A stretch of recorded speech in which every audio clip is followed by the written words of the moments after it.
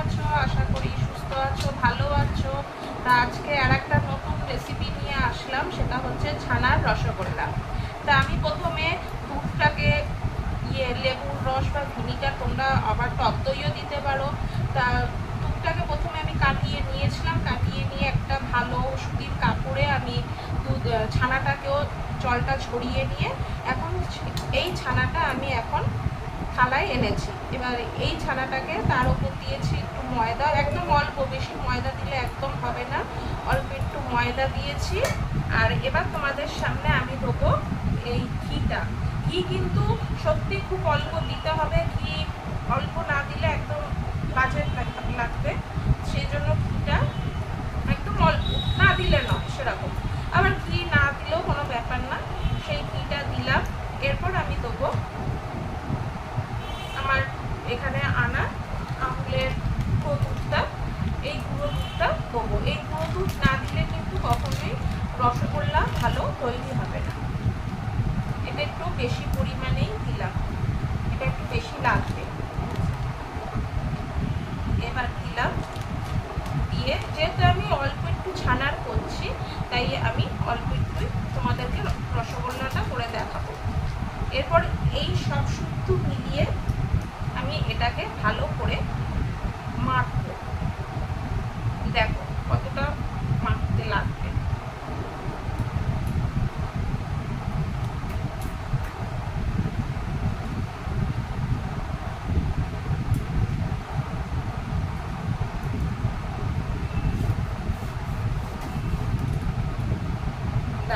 দেখছো, আর একটু ভালো করে আমাকে মাখতে লাগবে।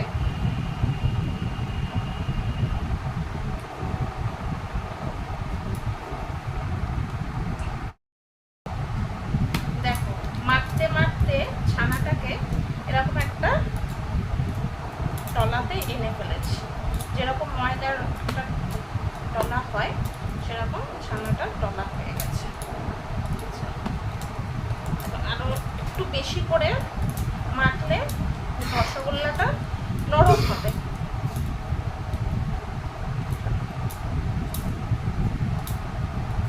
তা মোটামুটি আমার এটা হয়ে গেছে। তো একটু ভালো করে আমি মাখছি যাতে নরম হয়, ভেতরে রসটা ভালো ঢুকতে পারে, চিনির রসটা। তাই জন্য একটু আমি ভালো করে মাখছি, যেহেতু হাতে চুড়ি পরে আছি সেরকম হচ্ছে না। দেখো তোমরাও কিন্তু এইভাবে ঘরে বানিয়ে খেও, যেহেতু আমার ছেলে রসগোল্লা খেতে ভালোবাসে, সেই জন্য ওর জন্যই করা। আমি মিষ্টি খুব একটা পছন্দ করি না, আমার ছেলে আর আমার হাজব্যান্ডই মিষ্টি পছন্দ করে এবং রসগোল্লা খেতেও পছন্দ করে, সেই কারণেই বানানো। তা যেহেতু ঘরে দুধটা ছিল আর দুধটা আমার কেটে গেছিলো, সেইটা দিয়েই ভাবলাম এই কাটা দুধটা ফেলে দেবো, তাহলে একটা মিষ্টি বানানোই যাক। আর মিষ্টির মধ্যে সব থেকে সুবিধা মিষ্টি এই রসগোল্লাটা, তাই এইটাই আমি এবার বানাচ্ছি। তো মোটামুটি আমার হয়ে গেছে, অনেকটাই নরম, তোমাদেরকে দেখাচ্ছি কতটা নরম হয়েছে। দেখো কতটা নরম। এরপর আমি এটাকে ছোট ছোট, যে তোমরা আটা বা ময়দা লুচি যে লেচি করো, সেই লেচির আকারে আমি করে নিচ্ছি। এরকমভাবে কিন্তু তোমরা গোলাপ জামুনও বানাতে পারো, গোলাপ জামুনটাও একদিন আমি তোমাদেরকে দেখাবো। প্রথমে যেরকম লুচির লেচি হয়, এই আমি এরকমই সাইজ করলাম, তাতে অনেকগুলোই হবে। তোমরা পারলে এর থেকে ছোট আর ভালো লাগে না, আমি এরকমই সাইজগুলো করছি।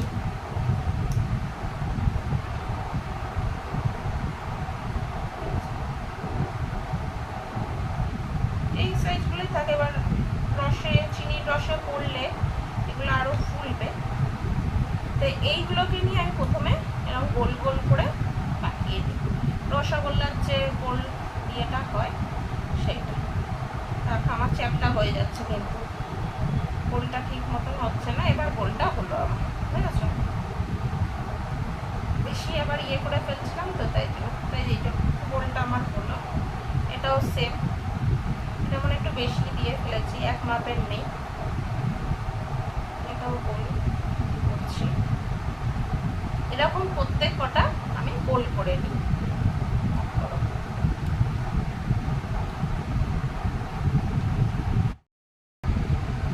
দেখো কত সুন্দর সুন্দর আমি রসগোল্লার এই যে মাপটা করে নিয়েছি। এবার এইটাকে একটা ভিজে ন্যাকড়া বা তোমাদের কাছে ভিজে যদি কোনো রুমাল থাকে ভালো, সেটা দিয়ে চাপা দিয়ে দেবো, কারণ এখন গরমকাল, হাওয়া লাগবে, জিনিসটা শুকিয়ে যাবে আর সেই সফটটা, সেই নরমটা থাকবে না। সেই জন্য আমি একটা ভিজে দিয়ে চাপা দিয়ে দিলাম। এরপর আমি চিনির রসটা করতে চাই, সেটা তোমরা এবার দেখো। এরপরে আমি ডেচকিতে দেখো জল দিয়ে দিয়েছি। এরপর আমি এর মধ্যে চিনি দেবো, আর চিনি দিয়ে ভালো করে আমি এটা এখন ফোটাবো। তা আমি ডেচকিতেই করছি, অ্যালুমিনিয়ামের আমার যে ডেচকিটা আছে সেটাতেই করছি। তোমরা পারলে কড়াইতে করতে পারো, কড়াইতেও ভালো হবে, কারণ মিষ্টির দোকানে কড়াইতেই করে। আমি আর কড়াইতে করলাম না, আমি এরকম ডেচকিতেই করছি। দেখো ডেচকিতেও হবে, আমার যেহেতু ডেচকিটা বড়, ঠিক আছে, ডেচকিতেও হবে। এবার আমি এটার মধ্যে চিনি দেবো। আমি এখানে চিনি দিয়েছি 2 কাপের বেশি, কারণ চিনিটা একটু বেশি দিতে হবে, তাই আমি 2 কাপের বেশি দিয়েছি। তোমরা ঘরে যে কাপে চা খাও আমি সেই কাপই ইউজ করেছি, সেই কাপেই আমি দিয়েছি। এরপরে আমার চিনিগুলো একটু ভালো করে ফুটুক, তারপরে তোমাদেরকে আমি দেখাচ্ছি যে চিনির যে শিরার যে রসটা তৈরি হবে। এখন ফুটছে, এরপরে আমি এটাকে ভালো করে নাড়াবো, মানে চিনির রসটা যাতে হয় সেটাই। চিনিটা পড়ে গেছে। আবারও বললাম, তোমরা তোমাদের ঘরে যে কাপ বা তোমরা কতটা পরিমাণে রসগোল্লা বানাচ্ছ তার উপরে কিন্তু এটা হবে। আমি যেহেতু অল্প করে করছি তাই আমি অল্প করেই চিনি দিয়েছি। তোমরা যদি বেশি করে করো সেটা তোমাদের পরিমাণ মতন তোমরা দেবে। দেখো চিনির রসটা কতটা ফোটা শুরু হয়েছে, ঠিক আছে। এটা যতক্ষণ না আমি হাতে নিয়ে না একটু চেটচেটে পাবো ততক্ষণ এটা ফুটবে, ঠিক আছে। আমি এটাকে ততক্ষণ ফুটিয়ে যাব, চিনির শিরাটা আমাকে করতে হচ্ছে। তা চিনির রসটা হয়ে গেছে, দেখো চেটচেটেও হয়ে গেছে, যেটা চিনির যে শিরাটা হয়ে গেছে, ঠিক আছে।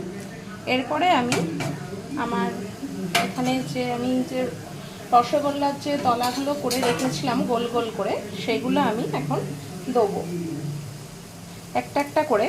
আমি সব দিচ্ছি। এই যে গ্যাসের ফ্লেমটা একটু লো করে নেবো আমি, আচ্ছা, কারণ চিনির শিরাটা এর ভেতরে ঢুকবে। এবার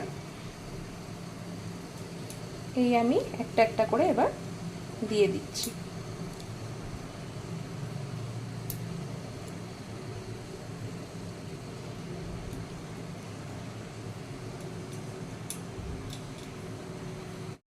রসগোল্লার যে দলাগুলো আমি করেছিলাম, ছানার যে দলাগুলো, সেগুলো আমি সবকটাই চিনির যে শিরাটা করেছি তার মধ্যে আমি দিয়ে দিয়েছি। এবার দেখো কত সুন্দর হচ্ছে। আর গ্যাসের ফ্লেমটাকে হালকা বাড়িয়েছি, খুব বাড়াইনি, কারণ চিনির যে শিরাটা সে সব তাহলে শুকিয়ে যাবে। আমি হালকা বাড়িয়ে এটাকে কন্টিনিউ কিছুক্ষণ ফুটতে দেবো। দেখো বন্ধুরা, আমার রসগোল্লা একদম তৈরি, একদম পারফেক্ট দোকানের মতন রসগোল্লা। আর রসগোল্লার যেহেতু গরম ছিল, গরম রসগোল্লা, তাই জন্য বাটিটা ধরতে আমার একটু অসুবিধা হচ্ছে। তা তোমাদের যদি ভালো লাগে আমার পেজটা ফলো করে দিও। তাহলে টাটা বন্ধুরা, গরমে খুব ভালো থেকো।